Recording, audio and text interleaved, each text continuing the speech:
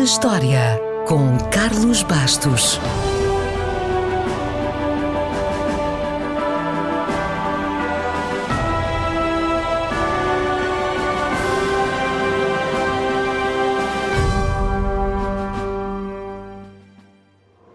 A 13 de maio de 1950 realizou-se oficialmente a primeira corrida do Campeonato do Mundo de Fórmula 1. O vencedor desse primeiro grande prémio, realizado em Silverstone, em Inglaterra, foi um italiano, Giuseppe Farina, ao volante de um Alfa Romeo. Hoje, a Fórmula 1 é a categoria mais avançada e mais popular do desporto motorizado. Mas claro que o seu início foi mais modesto.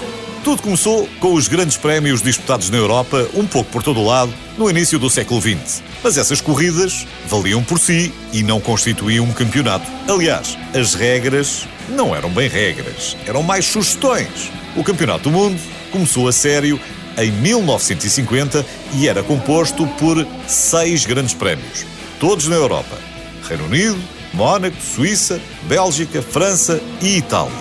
Ora, 6 provas na Europa são o Campeonato da Europa, são o Campeonato do Mundo. Então, os organizadores decidiram adicionar o resultado das 500 milhas de Indianápolis e assim já podiam dizer que era o Campeonato do Mundo de Fórmula 1.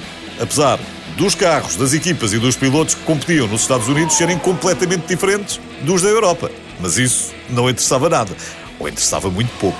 No início, existia um código de cores tradicionais para se distinguirem os carros dos diversos países e algumas cores ainda permanecem. O verde era para as equipas inglesas, o vermelho para as italianas. Sim, não era só para a Ferrari.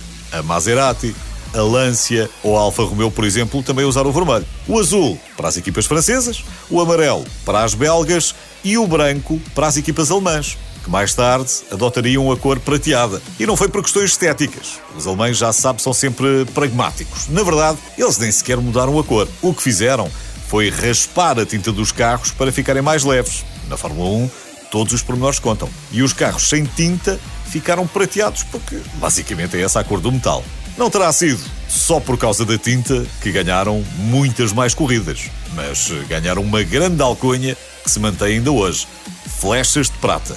Já os números utilizados nos carros tinham outro tipo de regras, nomeadamente o número atribuído ao campeão em título. Mas sempre foi um tema com menos importância, a não ser que o número em questão fosse o número 13. Nesse caso, podemos dizer com segurança que ninguém o queria, nem quer. Na história da Fórmula 1, o número 13 só foi utilizado 2 vezes: no Grande Prémio do México, em 1963, e no Grande Prémio de Inglaterra, em 1976. Já sabe que os pilotos não acreditam em bruxas, mas que as há. Longe vão esses tempos e mais longe ainda o início modesto da Fórmula 1. Hoje, uma equipa pode ser composta por 600 pessoas e um simples volante já não é simples e pode ter mais de 20 botões. Eu sei que o volante do seu carro também tem muitos, mas não anda à procura de um botão qualquer a mais de 300 km/h, pois não? A verdade é que as regras foram sendo alteradas. Hoje existem mais de 500. Cada vez há mais segurança, mais patrocinadores, mais circuitos, mas desde o início a única constante da Fórmula 1 até à atualidade é que não teve interrupções. Um atraso ou outro, ok, mas interrupções não, mesmo com a Covid-19.